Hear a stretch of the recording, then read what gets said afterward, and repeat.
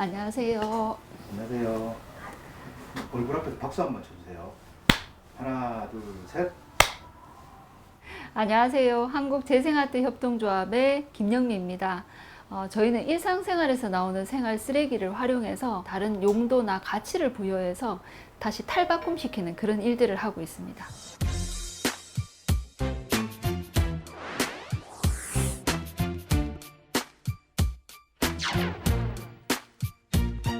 What's wrong with the world, mama? People living like they ain't got no mama. 저희가 주로 사용하는 것들이 깡통이라 그래서 가정에서 배출하는 뭐 고등어 캔, 그 다음에 황도나 뭐 그런 이제 또 옥수수 캔, 저희가 이제 흔히 얘기하는 통조림 캔을 이제 이용해서 화분이나 인테리어 소품을 만드는 경우가 있고요.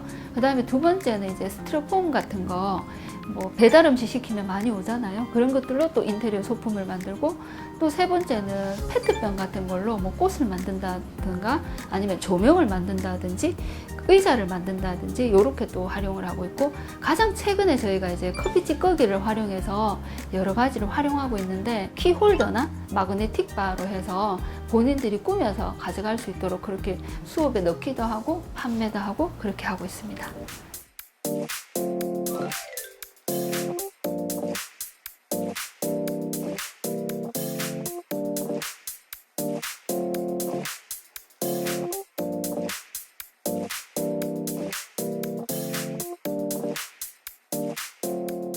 용도가 이제 정확하게는 세 가지가 있거든요. 그러니까 재사용, 재활용, 재활용. 그러니까 저희가 말하는 재사용은 첫 번째로 깡통이나 플라스틱을 분리수거함에 넣고 그 분리수거함에 들어간 애들 중에서 그 가공을 거치지 않은, 그러니까 그대로 다시 쓰는 거를 재사용이라 그러고요. 재활용 같은 경우에는 간단하게 설명드리면, 깡통이 이제 고철로 해서 이제 용광로에서 1200도가 넘는 온도에서 녹아요.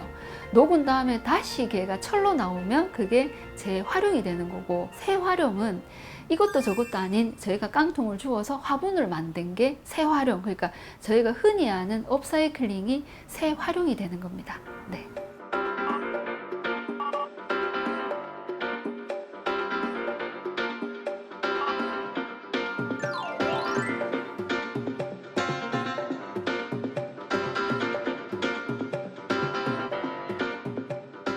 주부들이 이제 취미로 이제 우연한 기회에 일본을 가게 됐는데, 깡통으로 뭐 이제 화분을 만든 그 모습을 저희가 일본에서 처음 봤는데, 6년 전에 그걸 보면서 아, 이거 할 수 있겠다라는 이제 그 생각으로 되돌아와서 시작한 게 진짜 6년 전에 저희가 처음 시작하게 된 계기고, 일본의 작가가 만들어 놓은 깡통을 봤을 때 되게 좀 신기했어요. 되게 간단하게 할 수 있으면서도 아, 이런 용도를 주니까 얘가 정말 예쁜 모습으로 바뀌는구나.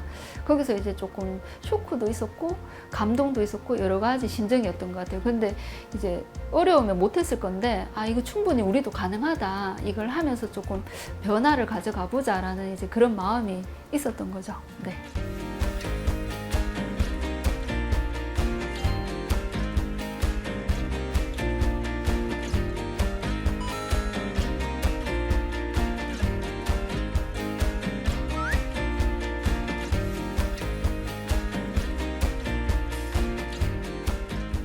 6년 전에는 이제 업사이클링에 대한 인식이 없었기 때문에 저희가 실제로 이제 분리수거함에 가서 캔이나 뭐 여러 가지를 구할 때 되게 조금 이상한 눈으로 많이들 쳐다보셨는데, 지금은 이제 그 6년이란 세월이 흐르면서 많이 바뀌었습니다. 저기가 보시면 아파트 단지 안에 저희가 이제 작업 공간이 있는데, 실제로 좀 TV를 보시면 또 혼날지 모르겠는데 저희가 좀 힘들었던 게, 깡통을 주우면 냄새가 되게 많이 났어요. 그 당시만 해도 씻어서 배출하는 집이 거의 없었습니다. 6년 전에는.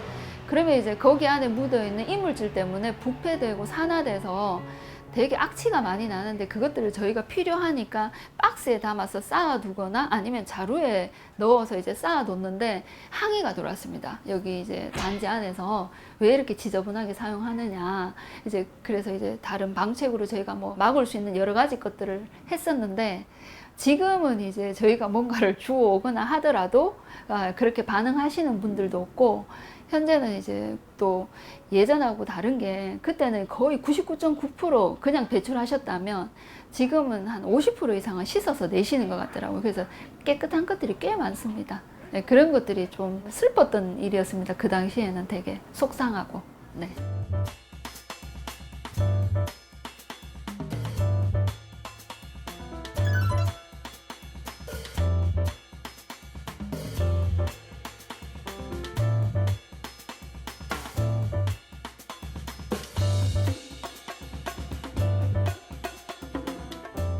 공통적으로 이제 꼭 아셔야 되는 거는 음료수 캔이 전부 알루미늄이거든요. 알루미늄 같은 경우에도 600도면 다 녹아요. 문제는 그 안에 이물질이 있으면 녹는 온도가 올라갑니다.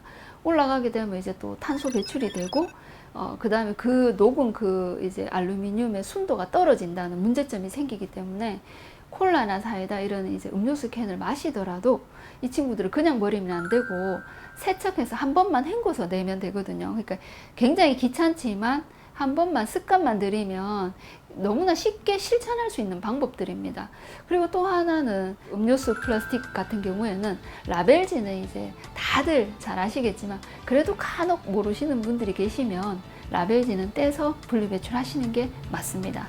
그리고 또 이제 많이 내는 박스 같은 것들도 테이프나 그 운송장 같은 것들은 완벽하게 제거를 하고 분리 배출을 해 주셔야 이게 그 박스 같은 경우에는 골판지로 분류가 되거든요.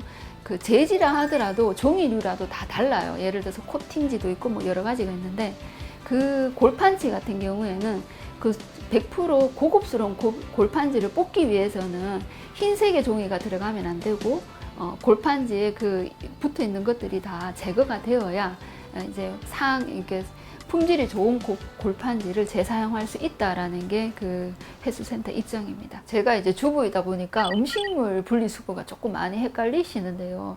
실제로 이제 저희가 오래된 김치 같은 거를 버릴 때는 보통은 다 음식물 쓰레기통에 넣는데 그렇게 넣으시면 안 되고 이 배추의 염분이나 매운기 이런 것들을 이제 흐르는 물에 흘려서 배추를 깨끗이 씻은 다음에 분리배출을 음식물 쓰레기통에 넣어야 되고, 김장철에 가장 문제가 되는 게 김장을 하게 되면 배추를 씻고 배추를 씻은 다음에 나오는 배추 껍데기가 있거든요. 걔는 섬유질이기 때문에 음식물 분리수거함에 넣어서 이 음식물 찌꺼기가 다시 그 회수센터에 가서 이게 그 갈아질 때 이게 전부 다 회전 칼날에다 이래 묶여버린대요. 갈리지가 않고. 그래서 그 친구 때문에 이 회전 칼날을 계속 갈아야 된다 해서 얘는 꼭 쓰레기 봉투에 넣어달라. 양파 껍질 같은 것도 이제 음식물 분리수거함에 많이 넣는데 껍질은 일단 전부 다 쓰레기 봉투에 넣으셔야 되고, 씨 같은 것들도 쓰레기 봉투에 넣으셔야 되는 거. 그리고 옥수수도 많이 좋아하시잖아요. 옥수수 대도 쓰레기 봉투에 넣으셔야 되고 이런 것들. 그러니까 그냥 봤을 때는 이게 음식물 찌꺼기지 않느냐라고 생각하시는데 아닙니다. 전부 다 쓰레기 봉투에 넣어서 쓰레기통에 넣으셔야 되는 게 맞고, 뼈 같은 굵은 뼈 이런 것들도 전부 쓰레기 봉투에 들어가야 되는 거죠.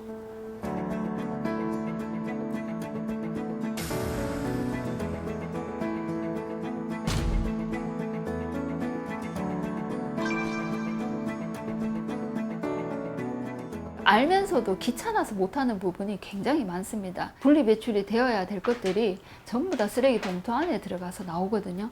근데 이게 쓰레기 봉투 안에 들어가는 이유는 단 한 가지입니다. 귀찮아서.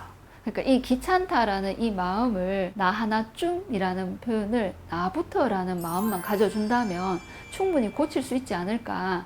요즘 젊은 세대들은 편한 거에 너무 익숙하다 보니까 배달 문화부터 시작해서 이런 것들은 그 자연스럽게 분리배출도 편한 걸로 갈 수밖에 없게 되는 그런 문화적으로 환경이 그런 것 같습니다. 그래서 이런 것들은 조금 변화를 가지고 와야 되지 않을까. 스스로가 각성을 조금 하고 이제 의지를 발휘해서 고쳐야 나가야 될 부분이 아닌가 생각합니다. 네. 제가 많이 활용하는 것 중에 하나가 이제 캔들, 초로 이제 활용해서 방향제 역할을 하거나 깡통 같은 것들을 여러 가지를 이제 한꺼번에 작업을 해서 뭐 하나는 연필꽂이 아니면 볼펜꽂이에서 쫙 이제 책상 위에 올려놓고 사용하는 경우도 있고, 페트병을 활용해서 꽃을 많이 만들었거든요. 2021년 1월에 아마존에 진출을 했어요. 캘리포니아하고 샌프란시스코까지 보냈고, 그 다음에 독일에서도 주문이 들어왔었는데 이제 품절인 관계로 못 보냈습니다. 예, 그 정도까지는 해봤습니다. 네.